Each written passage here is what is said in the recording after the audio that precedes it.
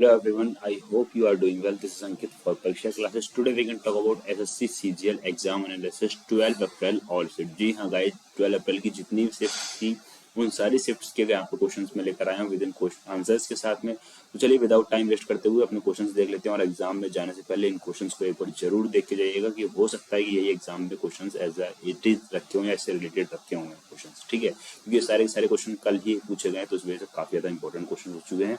तो चलिए गाइस आगे बढ़ते हैं और क्वेश्चन को शुरू करते हैं। उससे पहले जो वीडियो चलेगा वीडियो को लाइक कर दिएगा, चैनल को फर्स्ट टाइम विजिट करना है तो चैनल को सब्सक्राइब करके बेल आइकन जरूर प्रेस करिएगा ताकि इस तरीके के जो क्वेश्चन है वो आपको यहाँ से प्रोवाइड होते रहे और इस तरीके की जो पीडीएफ आपको चाहिए तो उसको आप टेलीग्राम से ज्वाइन कर सकते हैं।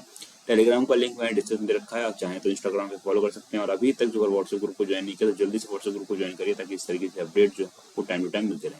तो चलिए आगे बढ़ते हैं और शुरू करते हैं।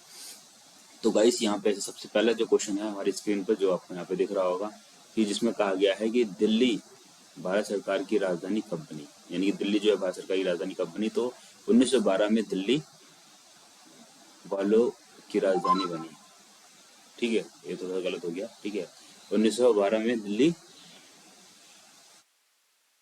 यहाँ पे भारत की राजधानी बनी, ठीक है, तो कोई दिक्कत नहीं है, बस मेन हमें क्वेश्चन पे फोकस करना है। असम सरकार ने किस महिला एथलीट को डीएसपी नियुक्त किया? तो असम सरकार ने किस महिला एथलीट को डीएसपी नियुक्त किया है, ठीक है, तो ये है हिमा दास, ठीक है। इसी के साथ आगे बढ़ते हैं और बात करते हैं 2020 का साहित्य का नोबेल पुरस्कार किसे मिला है, ठीक है, ये काट दीजिएगा। कहा गया है कि 2020 का साहित्य का नोबेल पुरस्कार किसे मिला है, तो अमेरिकी कवित्री हैं जिनका नाम है लुइस ग्लूक, ठीक है। इसी के साथ क्वेश्चन 4 पे आते हैं। नेफ्रॉन किस अंग का बुनियादी कार्यात्मक इकाई है? तो किडनी है, ध्यान रखिएगा, नेफ्रॉन जो है किसकी है? किडनी, जिसको हिंदी में हम लोग क्या बोलते हैं? गुर्दा भी बोलते हैं, ठीक है। इसी के साथ गाइस कुछ क्वेश्चंस और देख लेते हैं और वीडियो अच्छी लगे तो वीडियो को लाइक जरूर कर दिएगा। चैनल पर फर्स्ट टाइम आया तो चैनल को सब्सक्राइब करके बेल आइकन जरूर प्रेस करिएगा। भाई को डाउट बचता तो बैक कमेंट कर सकते हैं, ठीक है। तो चलिए आगे बढ़ते हैं और कुछ क्वेश्चंस को और देखते हैं। तो क्वेश्चन 4 तक हमारा यहाँ पे हो चुका था, क्वेश्चन 5 को यहाँ से देखना शुरू करते हैं हम लोग।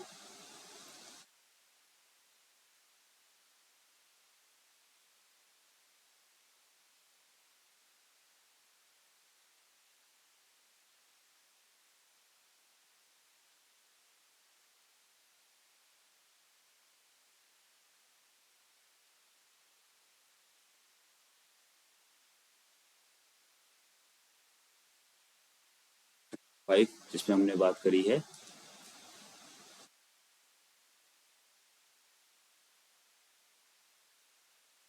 क्वेश्चन 5 जिसमें बात हुई है द्वितीय गोल मेज सम्मेलन, ठीक है, ये मेज है, इस पर दिया है द्वितीय गोल मेज सम्मेलन कब हुआ, ठीक है। तो दूसरा जो गोल सम्मेलन था, ठीक है, वो सितंबर 1931 में लंदन में हुआ था, ठीक है। और इसमें गांधी जी ने कांग्रेस का नेतृत्व किया था और गांधी जी ने जो बोल सकते हैं जो लिया था वो सिर्फ दूसरे ही सम्मेलन में भाग लिया था। इसी के साथ इसके बाद गांधी जी ने सविनय अवज्ञा आंदोलन शुरू किया था। तो काफी इंपॉर्टेंट क्वेश्चन बन सकते हैं यहाँ से कि इसके बाद में कौन सा शुरू किया था और गांधी जी ने सिर्फ और सिर्फ दूसरे गोल मेज सम्मेलन में ही भाग लिया था। और कब हुआ था ये? तो 1931 में हुआ था, ठीक है। तो हमें सारे क्वेश्चन अपने कवर करते हुए चलने हैं, कोई भी क्वेश्चन छोड़ना नहीं है एग्जाम पॉइंट ऑफ व्यू से, ठीक है, क्योंकि क्वेश्चन काफी ज्यादा इस तरीके से पुटअप हो रहे हैं। क्वेश्चन नंबर 6 की बात करते हैं। इसमें बात करेगी है दयानंद सरस्वती के बारे में गलत कथन कौन सा? इसमें ये क्वेश्चन आए थे आपके पास कि दयानंद सरस्वती के बारे में गलत कथन कौन सा है। तो पहले ही बात करी गई है वे आर्य समाज से संस्थापित थे, सही है। उन्होंने सत्यार्थ प्रकाश प्रस्तुत की थी, यानी कि सत्यार्थ प्रकाश जो पुस्तक है उन्होंने लिखी थी, ठीक है। बात करिए उनका जन्म गुजरात में हुआ था, तो ये भी बिल्कुल ठीक है। और ये जो बात करी गई है कि देव ब्रह्म समाज के संस्थापक थे, तो ये जो थे देव ब्रह्म समाज के संस्थापक नहीं, ठीक है। यानी कि जो ब्रह्म समाज था जिसे मैंने यहाँ पे हाईलाइट किया वो ब्रह्म समाज के संस्थापक कौन थे? राजा राममोहन राय। तो यहाँ से ये क्वेश्चन भी काफी इंपॉर्टेंट बन जाता है कि ब्रह्म समाज के संस्थापक कौन थे? तो राजा राममोहन राय ब्रह्म समाज के संस्थापक थे, ठीक है। तो इसी के साथ आगे बढ़ते हैं और कुछ क्वेश्चन को और देख लेते हैं। वीडियो अच्छी लगी वीडियो को लाइक जरूर कर दिएगा, ठीक है। इसी के साथ गाइस विदाउट टाइम वेस्ट करते हुए हम आगे चलते हैं। क्वेश्चन नंबर 7 पे आ चुके हैं। क्वेश्चन नंबर 7 में क्या कहा गया उसको भी एक बार जल्दी से देख लीजिए। क्वेश्चन नंबर 7 में कहा गया मोरारजी देसाई के बाद भारत के प्रधानमंत्री कौन बने? तो मोरारजी देसाई के बाद भारतीय प्रधानमंत्री जो बने थे वो कौन बने थे? चौधरी चरण सिंह। ठीक है, ये 5 प्रधानमंत्री थे भारत के, ध्यान रखिएगा। इसके बाद में कौन बने थे, इनके बाद में कौन बने थे? तो इंदिरा गांधी बनी थी। ठीक है, 24 जनवरी 1966 से लेकर 24 मार्च 1977, यानी कि ये पूरे के पूरे इन्होंने 66 से 77 यानी कि 11 साल तक रही थी अप्रॉक्स। ठीक है, और मोरारजी देसाई, मोरारजी उसके बाद में मोरारजी देसाई बने 24 मार्च 1970। ठीक है, ये इससे होना चाहिए से 28 जुलाई 1979 तक। ठीक है, इसी के साथ चरण सिंह जो थे वो 28 जुलाई 1979 से 14 जनवरी 1980 तक रहे थे। ओके, क्वेश्चन नंबर 8 में कहा गया है कि इलेक्ट्रॉन वोल्ट किसकी इकाई है? तो यूनिट ऑफ एनर्जी की इकाई है, और 1 इलेक्ट्रॉन जो वोल्ट होता है वो 1.602 इंटू 10 पावर, यहाँ पे पावर -12 करके आएगा। ठीक है, ERG। ठीक है, तो ये क्वेश्चन है। ओके, तो I think it is it. Okay, then आगे के नेक्स्ट क्वेश्चन को देखते हैं, और इसी में एक पॉइंट और मैंने यहाँ पे मेंशन किया हुआ है कि इलेक्ट्रॉन वोल्ट किसकी इकाई है? ये तो ठीक है, यूनिट ऑफ एनर्जी की इकाई है। और इसमें जो मैंने पॉइंट मेंशन किया है वो ये मेंशन किया है कि 1.602 इंटू 10 पावर माइनस जूल भी होता है। ठीक है, दोनों चीजें एक ही हैं, 10 पावर माइनस। यहाँ पे जो है ERG यूनिट में है और यहाँ पे जो है जूल यूनिट में, तो इस चीज को थोड़ा सा ध्यान रखना है हमें। ठीक है, यहाँ पे इसमें, यहाँ पे जूल में। इसी के साथ आगे बढ़ते हैं और नेक्स्ट क्वेश्चन को देखते हैं कि नेक्स्ट क्वेश्चन में क्या कहा गया है। नेक्स्ट क्वेश्चन जो है हमारा कहा गया कला के क्षेत्र में, तो कला के क्षेत्र की बात कर लेते हैं। इसमें कहा गया है कला के क्षेत्र में पद्म विभूषण 2021 किसे दिया गया? ठीक है, अब यहाँ से 21 से भी पूछा गया है और उसके रिलेटेड भी क्वेश्चन पूछे गए हैं। ठीक है, तो पद्म विभूषण 2021 किसे दिया गया? तो सुदर्शन साहू को। ओके, उसके बाद बात करते हैं शिंजो आबे जनसेवा जो जापान से हैं, और SP बाला सुब्रमण्यम मरणोपरांत मिला गया, इन्हें कला के क्षेत्र में मिला गया। ठीक है, डॉक्टर बिल्लेल मोनप्पा हेंगड़े जिन्हें चिकित्सा के क्षेत्र में मिला गया। नादिर सिंह कंपनी विज्ञान और प्रौद्योगिकी USA से हैं ये। ठीक है, और विज्ञान और प्रौद्योगिकी में मिला। मौलाना वहीउद्दीन खान अध्यात्मक, BB लाल पुरातत्व। ठीक है, इसी के साथ नेक्स्ट क्वेश्चन को देखते हैं और आगे बढ़ते हैं किसकी, नेक्स्ट क्वेश्चन की। नेक्स्ट क्वेश्चन है किताब उल हिंद, ये बुक है। ठीक है, एक पुस्तक का नाम है किताब उल हिंद। किताब उल हिंद के लेखक कौन है? तो अल बरूनी, ध्यान रखिएगा। किताब उल हिंद के लेखक जो है कौन है? अल बरूनी। अल बरूनी की पुस्तक किताब उल हिंद कौन सी भाषा में लिखी गई? क्वेश्चन सही बन सकता है, तो ये जो है हमारी अरबी भाषा में लिखी गई है। ठीक है, इसी के साथ क्वेश्चन 11 कहा गया गोवा राज्य किस संविधान संशोधन के तहत अलग किया गया? यानी कि गोवा जो राज्य है किस संविधान के संशोधन के तहत अलग कर दिया गया, यानी कि अलग राज्य का दर्जा दिया गया था। तो 56वां संविधान संशोधन था। कौन सा? 56वां संविधान संशोधन के तहत 30 मई 1987 1987 को गोवा को एक अलग राज्य का दर्जा दिया गया। ठीक है, इसी के साथ बात करते हैं बाबर का पुराना नाम क्या था? बाबर का ओल्ड नेम तो जहीरुद्दीन मोहम्मद जो था बाबर का पुराना नाम था। और बात करी गई है बाबर मुगल साम्राज्य का संस्थापक और प्रथम शासक था। इनका जन्म मध्य एशिया के वर्तमान उज्बेकिस्तान में हुआ था। यह तैमूर और चंगेज खान का वंशज थे। ठीक है, ये जो थे तैमूर और चंगेज खान के वंशज थे। ये इंपॉर्टेंट चीज थी जो मैंने यहाँ पे बता दी। इसी के साथ साथ बाबर का जो पुराना नाम था वो क्या था? जहीरुद्दीन मोहम्मद, काफी इंपॉर्टेंट है। और इसी तरीके से पूछा था कि बाबर की मृत्यु कैसे हुई थी? तो बाबर की मृत्यु जो है वो सीढ़ियों से गिरने के कारण हुई थी। ओके, क्योंकि इन्हें किताब पढ़ने का बहुत शौक था। इसी के साथ आगे बात करते हैं और कुछ और क्वेश्चंस देख लेते हैं जल्दी से। अब यहाँ पे हम बात करने वाले हैं नोबेल पुरस्कार 2021 किसे मिला? तो नोबेल पुरस्कार 2021 जो मिला है वो किसे मिला है? अब्दुल रजाक गुरनाह। 14वां बात करेगी 100वें संविधान संशोधन के समय भारत राष्ट्रपति कौन थे? यानी 100वां संविधान संशोधन जो हुआ उसमें उस टाइम भारत के राष्ट्रपति कौन थे? तो उस टाइम भारत के राष्ट्रपति जो थे वो कौन थे? प्रणब मुखर्जी जी थे। ठीक है, इसी के साथ बात करें 2015 को भारत और बांग्लादेश के बीच हुई भूमि सुधार, ठीक है, या भू सीमा संधि के लिए 100वां संशोधन किया गया। ठीक है, दोनों देशों ने आपसी सहमति से कुछ विभागों का आदान प्रदान किया। समझौते के तहत बांग्लादेश और भारत में शामिल लोगों को भारतीय नागरिकता भी दी गई, यानी कि जो बांग्लादेश से कैंडिडेट थे या बांग्लादेश के जो व्यक्ति थे वो जब भारत में आए तो उन्हें भारत की क्या दे दी गई, नागरिकता दे दी गई। ओके, तो इस तरीके से कुछ समझा देते हैं। इसी के साथ आगे बढ़ते हैं, poverty and un-British rule in India. इस पुस्तक के लेखक कौन है, तो दादा भाई नौरोजी हैं इस पुस्तक के लेखक। काफी इंपॉर्टेंट क्वेश्चन है, ठीक है, क्वेश्चन आया था ये भी। इन्हें एक और नाम से जाना जाता है, grand old man of India के नाम से भी इन्हें जाना जाता है, ठीक है। इसी के साथ बात करते हैं, इंडियन सुपर लीग 2021 का विजेता कौन है, तो हैदराबाद FC। कौन है, हैदराबाद FC। इसी के साथ नेक्स्ट क्वेश्चन को देख लेते हैं जल्दी से, इसमें बात करी गई है।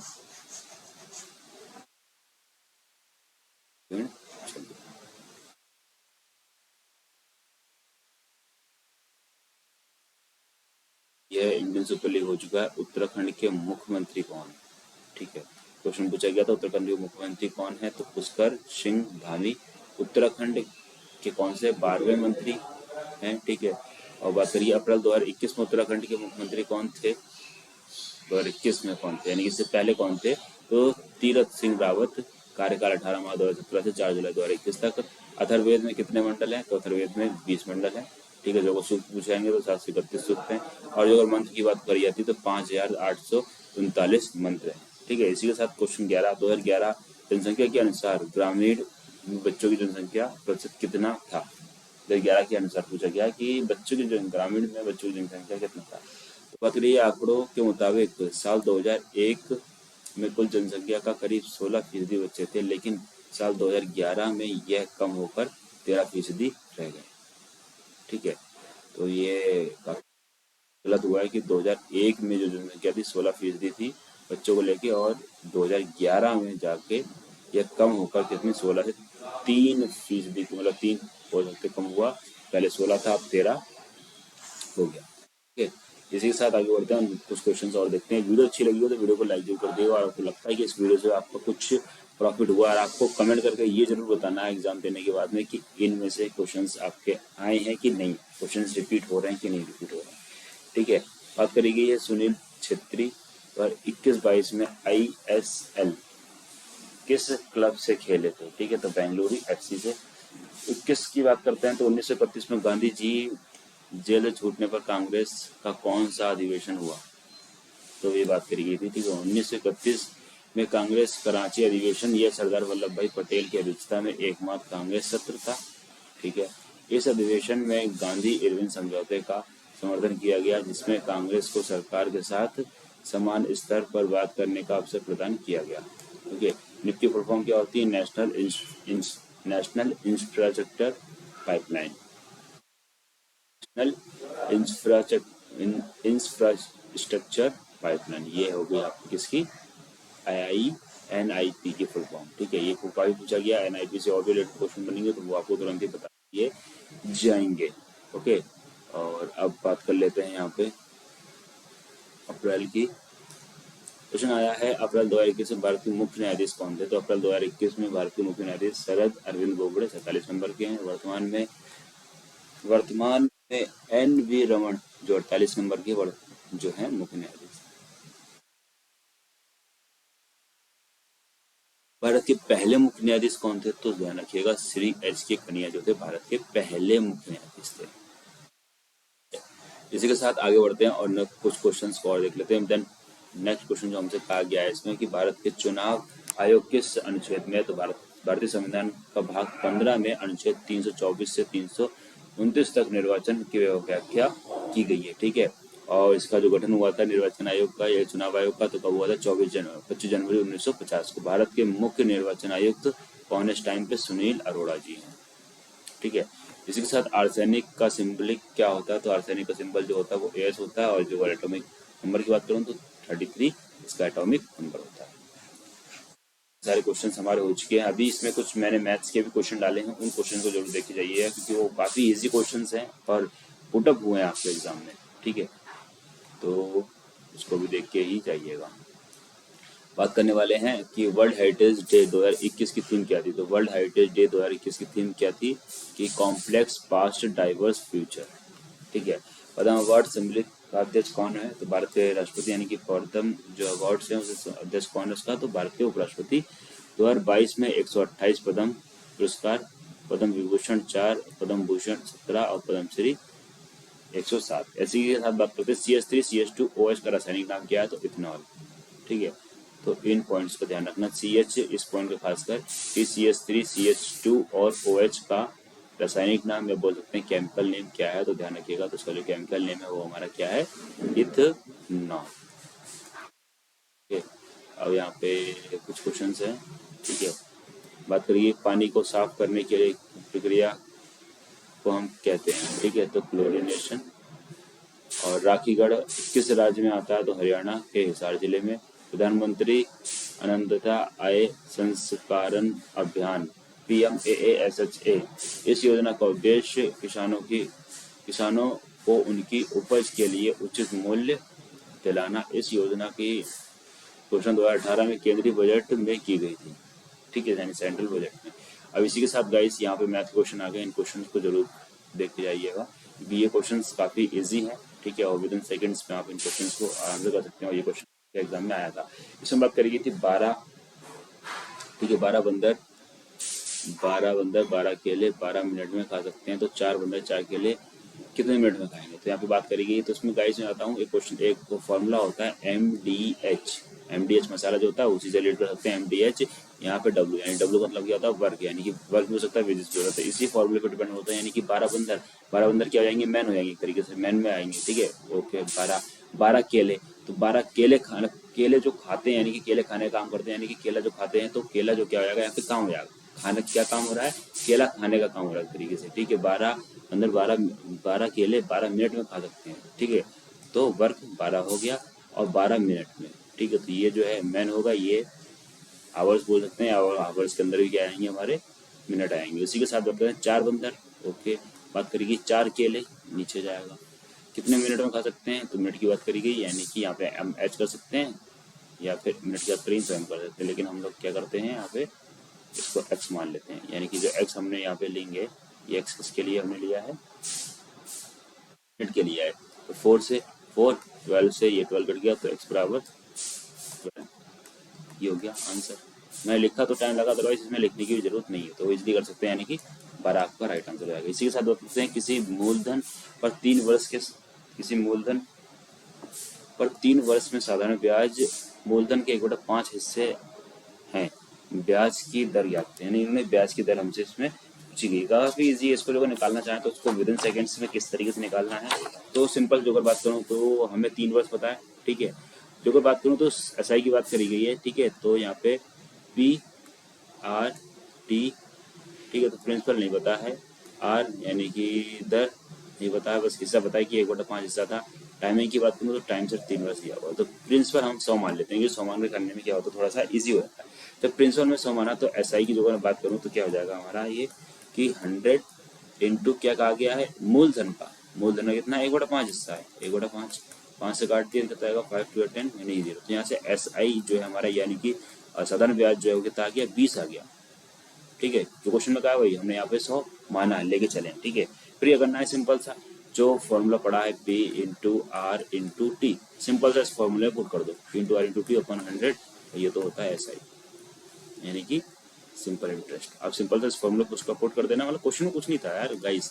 देखो यहाँ पे 100 ले रखा था, 100 ले लिया, दर नहीं मालूम है क्योंकि दर तो हमें निकालनी है, टाइमिंग हमें मालूम है कितने साल का है, 3 साल का है, नीचे कितना जाएगा 100। अब यहाँ पे जो अगर मैं SI की बात करूँ तो SI का कितना था, 1/5 हिस्सा था, तो कोई दिक्कत नहीं है।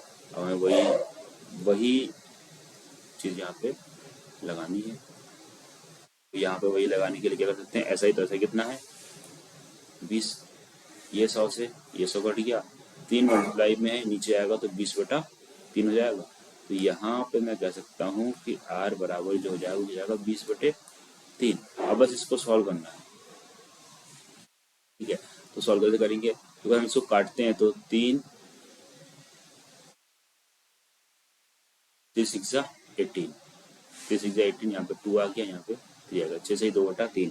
अगर 6 से 2/3 है तो यानी कि ये जो आया हमारा 6.66%। बाकी इतना भी सॉल्व करने की यहाँ पे जरूरत नहीं थी, यहीं से लाया था जहाँ पे हमारा ये आया, यानी कि 6 और 3 6 3 6 18, तो 18 3 6 18 आ रहा, तो यानी कि 6 टाइम आ रहा, तो यानी कि इसका जो राइट ऑप्शन आएगा 6.66। ठीक है, बाकी 6 होल 2/3। ये चीज समझ में आ गई होगी कि किस तरीके से हुआ, तो उसका राइट ऑप्शन जो है वो क्या है 6.66%। इसी के साथ गाइस आगे बढ़ते हैं, कुछ और क्वेश्चन को देख लेते हैं।